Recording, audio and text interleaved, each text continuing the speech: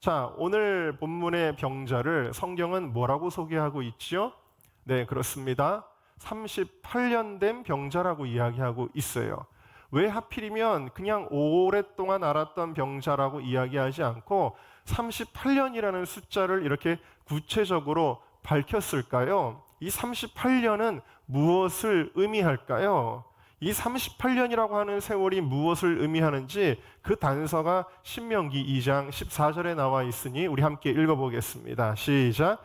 가데스 바네아에서 떠나 세레 시내를 건너기까지 38년 동안이라. 이때에는 그 시대의 모든 군인들이 여호와께서 그들에게 맹세하신 대로 진중에서 다 멸절되었나니. 자, 이게 뭐냐면요, 이스라엘이 출애굽하고 나서 광야에서 방황했던 시기, 죄로 인하여 방황했던 시기가 38년이라는 거예요. 물론 광야에서 지낸 총 기간은 40년이지만 특별히 그들이 하나님께서 인도하시는 길을 가다가 그만 범죄한 이후에 그들이 모두 광야에서 멸절되기까지 걸렸던 시간이 38년이라는 거예요. 그러니까 정확한 죄의 방황의 시기는 38년이다라는 것입니다.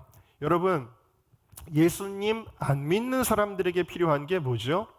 예수님 안 믿는 불신자들에게 필요한 것은 어떤 무슨 성화나 성경 암송이나 새벽 기도나 뭐 이런 걸까요? 그게 아니죠. 예수님 안 믿는 사람들에게 지금 필요한 것은 구원입니다. 구원받는 게 필요하죠. 마찬가지로 이스라엘 백성이 애굽에 있을 때 필요한 게 뭐였을까요? 종되었던, 노예되었던 이스라엘 백성들에게 필요한 것은요, 출애굽이었어요. 애굽에서 빠져나오는 것, 바로의 압제로부터 벗어나서 비로소 자유의 몸이 되는 것, 이것이 이스라엘 백성들에게 필요한 것이었습니다. 자, 그런데 일단 애굽에서 나왔습니다. 그래서 구원을 받았습니다. 그러면 이들에게는 새로운 것이 요구됩니다. 그것이 무엇이냐? 바로 하나님의 법도대로 사는 거룩이라는 것이에요. 여러분, 거룩이라는 말은 단순히 어떤 근엄한 자태를 가리키는 것이 아니라고 하였죠. 또 거룩하면 우리는 단순히 성적인 죄 혹은 술, 담배 하지 않는 것 정도를 쉽게 떠올립니다. 그러나 거룩의 의미는 좀 더 포괄적인데 히브리어로는 코데시라고 하시요. 이것은 구별된다, 다르다라는 뜻을 가지고 있어요. 그러니까 무슨 얘기냐면 이제 구원받았으면 하나님의 법도대로 산다. 세상 사람들과는 구별되어 뭔가 다른 삶을 살 수밖에 없다라는 것을 의미하는 거예요. 하나님의 말씀을 따라 산다. 그래서 이제 애굽에서 나온 이스라엘 백성들에게 뭐가 주어져요? 시내산에서 하나님의 법도인 율법이 주어지게 되었다라는 사실입니다. 이제 율법이 주어졌으면 이스라엘 백성들은 뭔가 다르게 살 수밖에 없는 거예요. 이제는 애굽 사람들과 다르게 살아야 되고 암몬이나 에돔 족속과도 다르게 살아야 하고 가나안의 거민들과도 구별되어야 하고 블레셋이나 아수르 사람들하고 똑같이 살아서는 안 된다. 이제는 하나님의 백성의 법도를 따라야 한다. 이것이 거룩입니다. 자, 그런데 이스라엘 백성들에게 이것이 잘 되었나요? 실제로 해보니까 잘 되지를 않았어요. 조금만 유혹과 핍박과 시험이 와도 이들은 우상숭배하고 음행하고 반역을 일으키고 부정적인 말과 행동을 하고 분열하였습니다. 좀 어려움이 생겨서 회개해도 돌이킨 후에 얼마 가지 않아서 이 일은 반복이 되었어요. 아까 여러분들이 영상에서 보신 것처럼 계속 죄의 사이클들이 반복이 되었는데요. 이런 이야기들을 보면서 우리는 아유 답답해 라고 생각할지 모르지만 이것은 이스라엘의 역사 이야기가 아니에요. 이것은 오늘 우리들의 이야기, 우리들의 모습이라는 것입니다. 우리가 구원받은 줄로 믿습니다. 여러분 모두가 다 죄의 노예로부터 벗어나 마귀의 종으로부터 벗어나 하나님의 자녀가 된 줄 믿습니다. 자, 그런데 이렇게 구원받은 우리들에게 하나님의 법도인 말씀이 주어졌는데, 자, 이렇게 주어진 말씀의 뜻대로 살아야 한다는 것을 우리가 너무나 잘 알면서도 여전히 죄 가운데 있는 우리들의 모습, 죄 가운데 여전히 방황하는 우리들의 모습, 그것이 바로 38년 동안 얽매여 있는 바로 이 병자의 모습, 안 고쳐지는 우리들의 모습이다라는 사실입니다. 자, 그런데 여러분, 이스라엘의 역사를 보시면 그 광야에 죄로 방황하던 세대가 결국에는 광야에서 다 죽고 나서 새로운 세대가 가나안 땅에 들어갑니다. 다시 말해서 우리의 죄성을 가진 옛 자아는 죽고 십자가에 죽고 거룩한 새 자아로 우리가 하나님 나라에 들어가는 것이에요. 자, 이것은 어떻게 가능할까요? 여러분, 이 새로운 세대를 일으켰던, 이끌었던 지도자가 누구죠? 네, 여호수아입니다. 자, 그런데 이 여호수아의 이름은 아람어로 예슈아입니다. 헬라어로 예슈스입니다. 다시 말하면 예수님의 히브리어가 바로 여호수아예요. 이 여호수아는 누구를 예표하는 인물이겠어요? 당연히 예수님을 예표하는 인물이지요. 38년의 세월 끝에 병자가 만난 분도 누구입니까? 예수님입니다. 오늘 여러분들이 만나야 될 분도 누구입니까? 예수님입니다. 그런데 예수님이 이 38년 된 병자를 만나자마자 바로 고쳐주시지 아니하시고 질문을 던지셨다. 그 질문이 무엇일까요? 자, 6절 말씀을 우리 다 같이 함께 크게 읽겠습니다. 시작.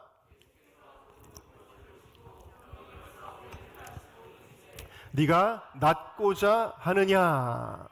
자, 함께 따라합시다. 네가 낫고자 하느냐?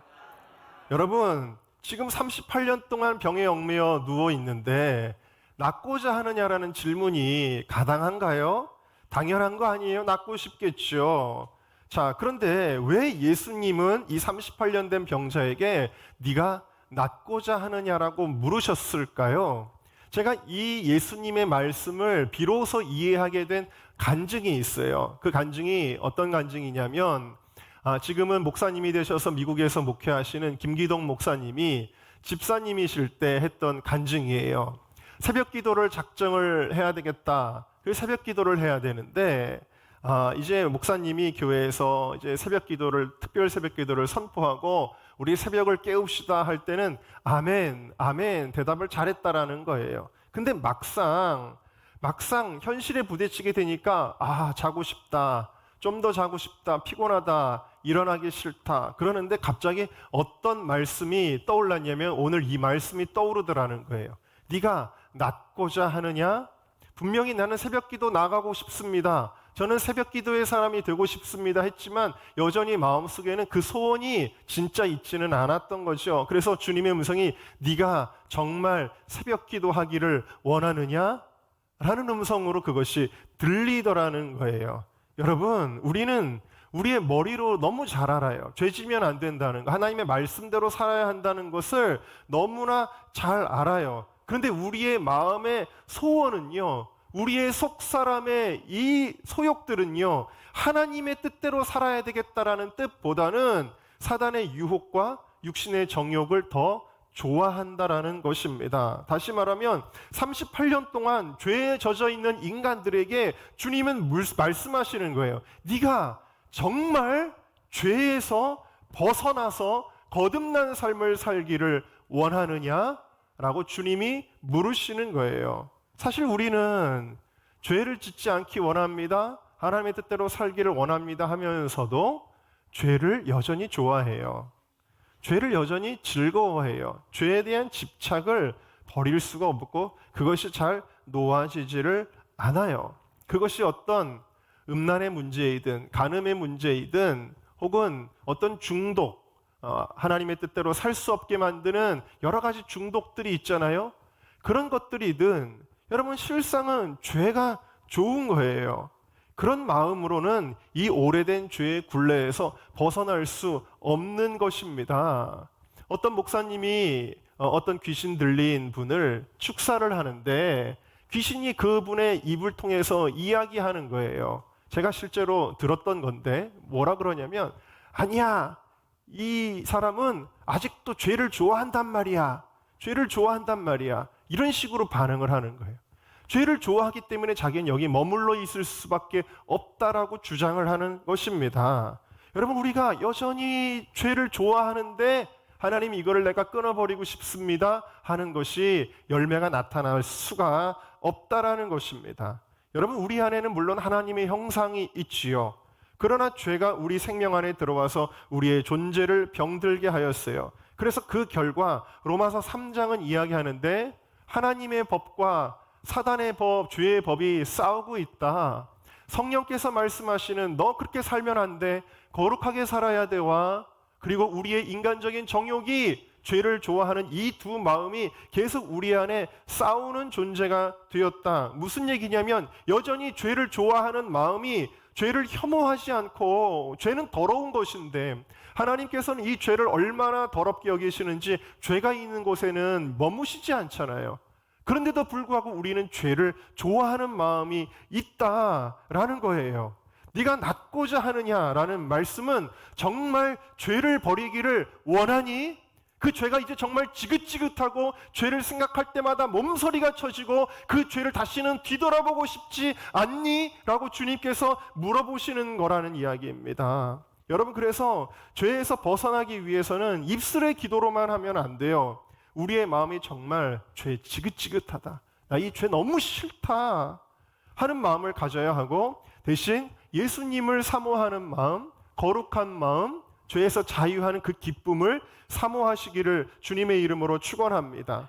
정말 낫기를 원해야 된다. 우리 안에 강한 의지와 소원이 일어나야 하나님 정말 내가 하나님의 뜻대로 살고 싶습니다 하는 소원이 일어나야 한다라는 것입니다.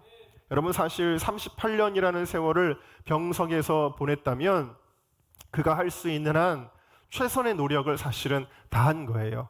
인간적인 의지를 가지고는 최선을 다한 거예요. 그러나 이제 38년, 여러분 38일도 아니고 38개월도 아니고 38년이면은 정말 어마어마한 세월이잖아요. 그 어마어마한 세월 동안 그곳에 있었다라는 것 자체가 정말 대단한 거 아니겠어요? 그런데 어쨌든 이제는 모든 기운이 다 지나였을 것입니다. 처음에는 내가 여기 머물면 그래도 내가 끝까지 기다리다 보면 뭔가 일어날 거야, 일이 일어날 거야 라는 소망과 의지가 있었을지 모르지만 오랜 세월 신음하느라 모든 기운은 다하였고 그의 곁에는 그를 도와줄 사람도 없이 그는 외로운 처지였어요. 여러분, 그는 완전한 절망 가운데 있었다라는 사실이지요. 바로 그 절망 중에 예수님이 소망이 되어 주신 것입니다. 사람의 끝은 하나님의 시작이다.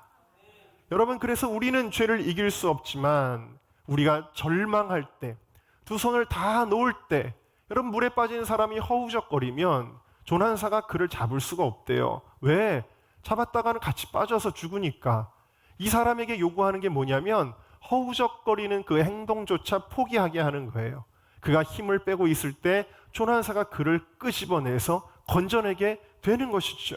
우리가 완전한 절망, 내 의지와 내 노력과 내 힘으로는 안 됩니다, 주님 하고 절망하는 그 순간에 로마서 8장은 이렇게 말씀하십니다. 율법이 육신으로 말미암아 연약하여 할 수 없는 그것을 하나님은 하시나니. 하나님이 비로소 하신다. 기독교의 거룩은 돌을 닦거나 정신 수양으로 되는 것이 아니죠. 타락한 인간에게는 자신을 거룩하게 할 능력이 전혀 없다는 것을 알아야 됩니다. 인간의 완전한 절망 속에서 하나님의 은혜가 필요한 것입니다. 오직 거룩하신 분은 예수님밖에 없어요. 예수님만이 우리를 거룩하게 하십니다. 그래서 거룩한 소원을 가지고 기도해야 되는 거예요. 그때 우리가 그 기도에 응답하여 주님, 그렇습니다. 제가 정말 낫기를 원합니다 라고 반응할 때에 예수님의 선포하시는 음성을 듣게 되는데 네 자리를 들고 걸어가라 라는 것입니다. 드디어 38년 동안 움직이지 않았던 다리가 움직이게 되는 것입니다. 그리고 14절에 예수님 또 말씀하시는데 더 심한 것이 생기지 않게 다시는 죄를 범치 말아라.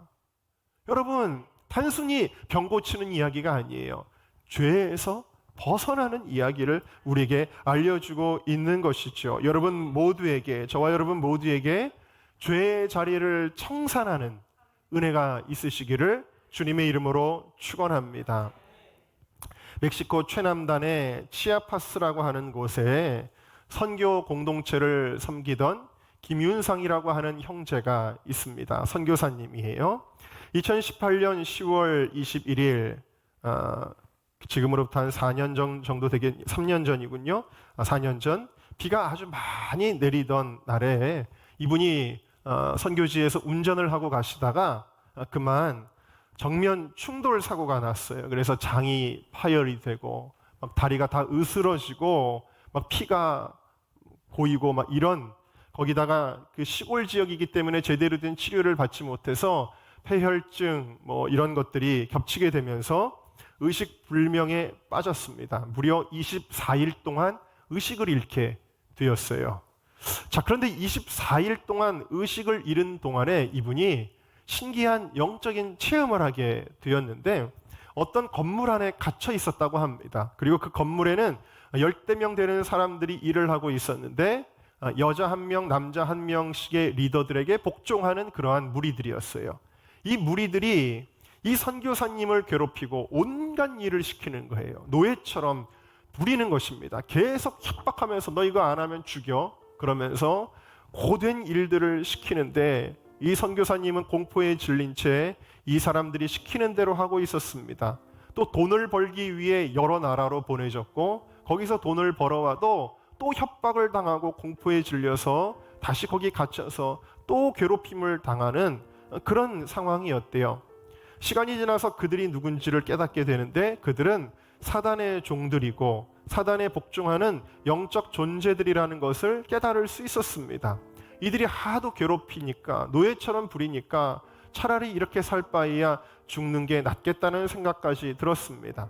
온몸에 기력이 쇠하고 아무것도 할 수 없는 무기력한 모습으로 끝이 없는 나날들을 보내고 있었는데 어느 날 빛 같은 것이 들어오고 나팔 소리가 들려오고 찬양 소리가 들려오더래요.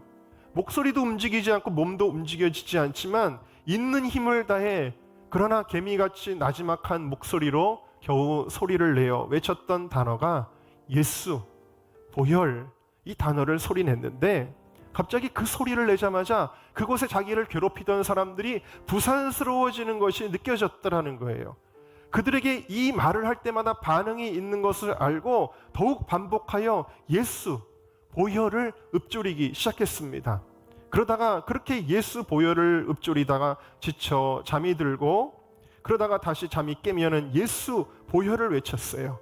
그랬더니 소리가 들리는데 이 사단의 무리들이 회의를 하는 소리가 들립니다. 아니 저 사람이 어디서 저 주문 같은 소리를 듣고 왔냐면서 누구도 그 근처에 얼씬거리지 못하게 해라.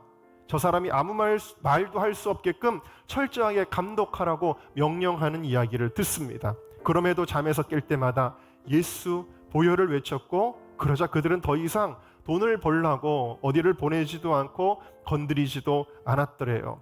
또 회의하는 소리가 들리는데 제가 저 주문을 외울 때마다 우리가 계획 세웠던 것들이 정확하게 3개씩 깨져나가고 있습니다. 어떻게 해야 합니까?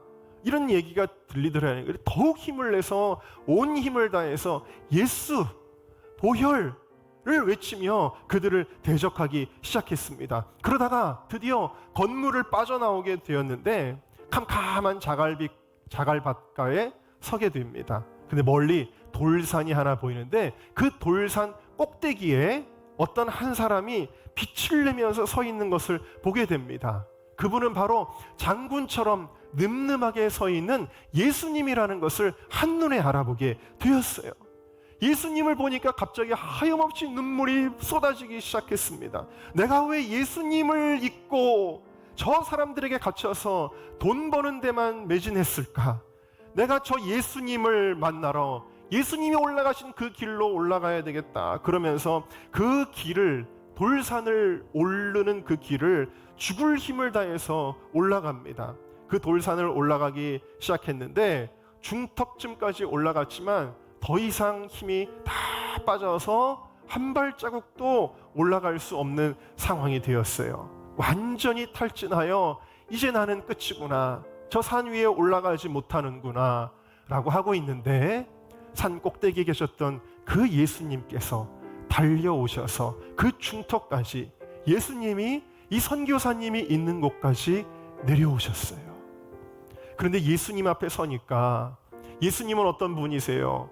거룩하신 분이잖아요. 그 거룩하신 임재 앞에서 내가 이제 심판을 당할 수밖에 없구나 라는 것을 느꼈다라는 거예요. 바로 그 순간에 사탄의 리더 중에 한 명이 마치 탈북자를 쫓아가는 북한군처럼 이 선교사님을 잡으려고 산 중턱까지 쫓아 올라왔습니다. 그래서 선교사님은 바닥에 누워있고, 한편에는 예수님이, 한편에는 사단이 있는 그러한 상황이 펼쳐지게 되었습니다. 이때 사단은 자기가 선교사를 데려가야 된다라고 그 이유를 막 이야기하며 예수님께 참소하는 겁니다. 이 선교사가 말은 선교사지만 세상에 사는 동안에 이런 죄를 지었고, 이런 죄를 지었고, 이런 생각을 하였고, 이런 말을 하였고, 이런 행동을 하였습니다 하면서 이 선교사님이 지었던, 정말 예수님이 곁에 계시는데 부끄러워서 고개를 들 수 없고 너무나 창피하고 수치스러운 그 죄의 이야기를 막 사단이 쏟아놓으면서, 봤죠 예수님? 맞죠 예수님? 제가 이 사람을 데려가겠습니다 라고 이야기를 하는데도 불구하고 예수님은 그 어떤 것도 정죄하지 않으셨어요. 그리고 사단에게 끝까지 이 선교사님을 내어주지 않으셨습니다. 사단은 예수님께 계속 따지며 항의합니다. 아니, 이런 죄를 지었는데 왜 내어주지 않습니까? 그럼에도 불구하고 예수님은 내어주지 않습니다. 도대체 얘가 뭔데요? 아직도 내어주지 않습니까? 그때 예수님이 말씀하세요. 이 사람이 나를 믿음으로 모든 죄사함을 받았다. 그러면서 예수님은, 사단은 이 선교사님이 지었던 가장 부끄러운 것들을 다 들춰내서, 여러분, 사람의 부끄러움을 들춰내지 마세요. 이건 사단이 하는 일입니다. 다 들춰내서 정죄하고 참소하였지만, 예수님은 무엇을 이야기하셨냐면, 무엇을 뽑아내셨냐면, 예수님 인생 가운데 예수님이 정말 기뻐하시고 정말 가치 있게 평가하는 그 순간들을 뽑아내셨습니다. 근데 이 선교사님의 고백이 그거예요. 그런데 삶에서 그렇게 평가해 주신 부분들이 사실 너무나도 적었다라는 거예요. 사실 선교사님은 독실한 크리스찬의 집안에서 태어나서 예배도 빠진 적이 없고, 찬양팀도 섰고, 성가대도 했고, 모든 봉사활동에 적극적으로 참여했대요. 자기는 정말 신앙생활을 잘했다라고 생각을 했대요. 그런데도 불구하고 많은 시간들을 교회 안에서 보냈지만, 안타깝게도 예수님께서는 그러한 모습들을 예수님이 가치 있게 여기시는 것으로 꼽지 않으셨대요. 예수님, 제가 이렇게 잘했잖아요 라고 반론을 제기할 수 없었던 이유가 있었다고 합니다. 그 이유는 선교사님조차 의식하지 못했지만, 내가 그렇게 앞에 나가서 찬양을 인도하고 봉사하고 섬기고 할 때마다 순수하지 못한 동기들이 그 안에서 드러났기 때문이라는 거예요. 자기도 몰랐던 그 동기들이 예수님 앞에서는 드러났다라는 거예요. 정말 하나님을 사랑해서가 아니라 주변 사람들에게 신앙 좋은 청년으로 인정받는 즐거움. 그래서 이러한 순수하지 못했던 신앙생활은 심판의 순간에 예수님께 인정받지 못했다라는 것입니다. 오히려 예수님께서 가치 있다고 뽑으셨던 순간들은 가장 인생에서 힘들고 절망적인 순간들이었대요. 너무 의지할 것이 없어서 저절로 무릎이 탁 꿇어지면서 제발 좀 도와주세요. 제발 저 좀 도와주세요. 제가 의지할 곳이 하나님밖에 없습니다라는 심정으로 기도했던 그 순간들을 예수님은 뽑으셨대요. 왜냐하면 그 순간은 실제로 예수님과 동행했던 시간이기 때문이라는 것입니다.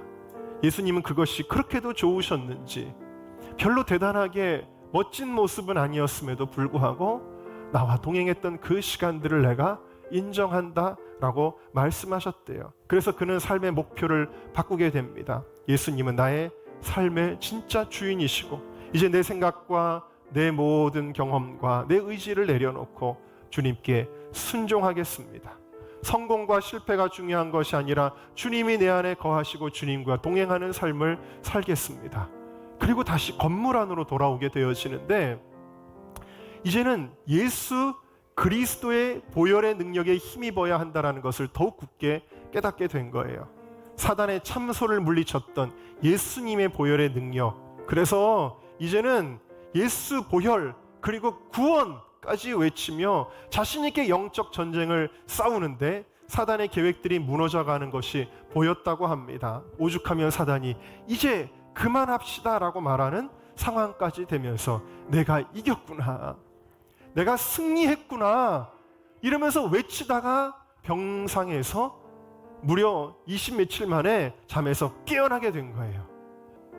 여러분, 오늘 예수님께서는 여러분들에게 이 죄에서 이제 벗어나기를 원하십니다. 우리의 중심을 보세요. 네가 낫고자 하느냐? 네가 정말 낫고자 하는, 정말 죄에서 벗어나기를 원하니? 그럼 내가 너에게 능력을 줄게.